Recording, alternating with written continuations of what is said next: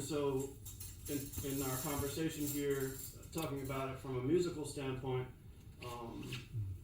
so what besides musical awareness, what kind of awareness, if any, should a musician have when they're in a situation, whether it's playing them by themselves or with others or whatever? Well, you can't be more than your awareness, right? But you can think in terms of being happier, freer, and not as, let's say, what is the word, self-manipulated or self-contracted, limited by your awareness. But that's not expected of musicians who are developing in a certain way or training. They're concerned with what they're learning and having to learn, and so there's a certain amount of perhaps necessary built-in neuroses about it. Because you got to learn these things, and so might be a while before you can reach that point where there's no more learning, right, and no more practicing in a sense. So we're talking about getting to the point where you're musically neurosis free. So if you can get there sooner, better. Mm-hmm.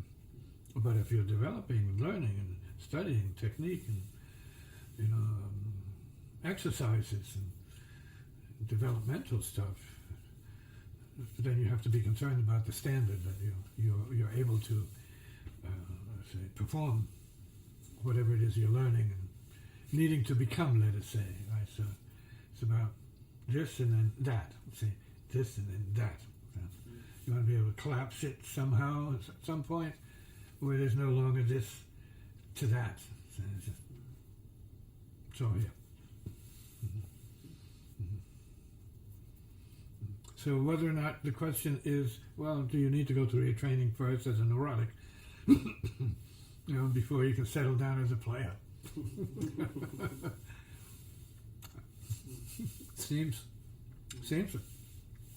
like that's what it is. In other words, you have to enjoy your neuroses, right? Because you're not going to get there without the neuroses of training. and comparative sort of like, say, demonstrations where your teacher's going to show you how it's really done, and you're going to be coming up as somebody who needs to learn that. See? So that to a degree can be blissful or it could be stressful depending on the individual. Right. But ultimately you want to get to, as a musician, where you are what it is. See? You are what you need to express. And so that's a concept right now, a concept of fulfillment, already present fulfillment. But in terms of your mind and your, let's say, musical vision, depending on what that is, you may have a ways to go before you feel that anytime you touch your instrument.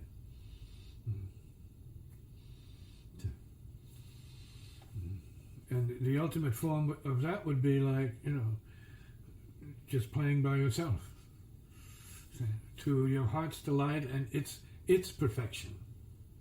If you can get to that point. But it is all right here. Boom.